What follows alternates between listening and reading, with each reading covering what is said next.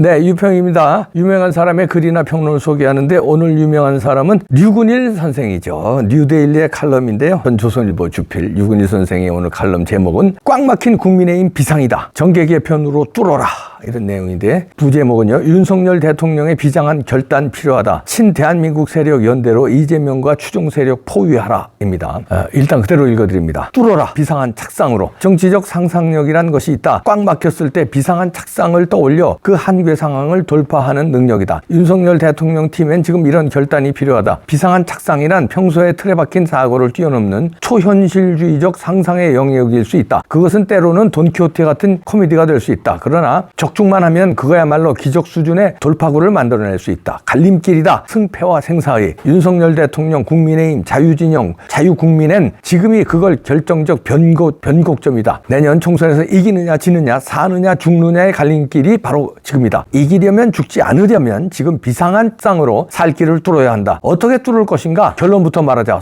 소규모 정계 개편 같은 것을 해야 한다. 이재명 당, 그의 광팬 개딸들, 철험의 민노총 극렬 좌파, 통진당 잔당들이 대표하는 주적을 여러 갈래의 친대한민국 세력들이 연대로 포위하고 고립시키는 것이다. 뭉쳐라 이재명 노로 이를 위해 혁신 국민의힘, 원칙과 상식 모임, 비명계, 주사파와 결렬한 전직 민주화 활동가들, 제야 자유 투사들이 서로 다른 가운데서도 이재명 노에선 같은 방향으로 갈 수 있길 바란다. 먼저 국민의힘부터 확 바뀌어야 한다. 국민의힘을 구태의원한 정치업자들의 금배지 놀이터에서 공세적 자유 전사 집단으로 혁신해야 한다. 인요한 혁신위는 혁신안을 내놓고 예정을 앞당겨 마무리했으면 한다. 어차피 그들이 당을 끌고 갈 것도 아니지 않는가? 국민의힘 현 지도부도 임무 교대해야 한다. 한동훈, 원희룡, 박민식 같은 뉴스타들의 드림팀이 하루라도 속히 국민의힘 전면에 등장해야 한다. 시간이 없다. 민주당, 비명들은 과감한 결단으로 이재명 현상과 갈라서야 한다. 진보와 야성을 견지하더라도 이재명은 안 된다라는 점에서 소당적 일치를 봤으면 한다. 이재명 당, 철험의 그들의 광팬 개딸, 통진당 계열은 진보가 아니라 이재명 개인의 사당처럼 돼가고 있지 않는가? 국민의힘 밉상들, 이준석과 그 멘토들과 추종자들, 그리고 민주당 안팎 밉상들, 조국, 송영길, 추미애 등은 여든 야든 버리고 가는 게 생산적일 것이다. 윤 대통령의 직감은 윤석열 대통령의 비장한 직감이 요구된다. 주인의식을 가진 사람과 사람들만이 문제를 알아보고 살 길을 알아차린다. 적당히 이득이나 취하려는 객들에게선 어떤 것도 기대할 수 없다. 자, 이렇게 유근희 선생이 일갈했는데요. 정계 개편, 비상한 착상으로 상상력을 동원해서 지금의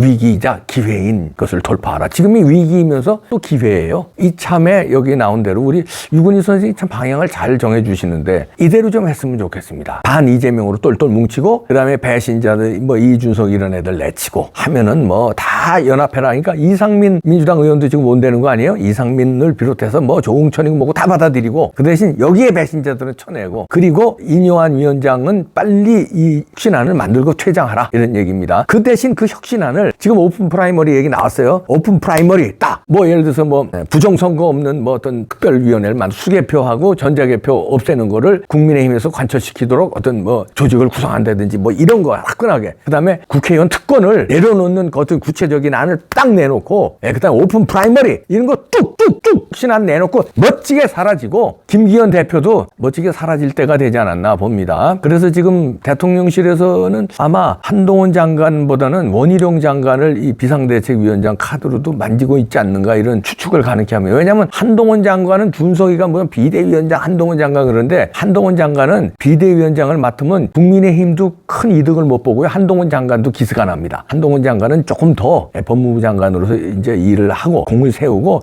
내년 초쯤이나 올 연말쯤 아니면 내년 초쯤에 비대위원장이 아닌 선수로 그러나 선수도 우리 축구팀의 손흥민 선수처럼 간판 선수로 그게 이제 뭐 종로냐 아니면 그때 선거구 이 선거제도가 제대로 돼가지고 뭐 옛날식 비례대표로 가면 비례대표 한 20번의 상징적인 자리하고 나를 당선시켜 주시려면 비례대표 20번까지는 당선시켜야 됩니다 하고 전국을 그냥 투어하면서 바람몰이를 하는 거 이런 선수 겸 주장으로 한동훈 장관은 뛰고 아마 비대위원장으로 원희룡 카드라든가 아니면 또 무슨 카드를 만지고 있는 것 같아요 대통령실에서 그렇게 빨리 김기현 대표도 이제 욕심 부리면 안 돼요. 우선 그래서 빨리 비대위원장, 또 훌륭한 사람, 원희룡이 아니더라도 외부에 훌륭한 사람들이 있잖아요.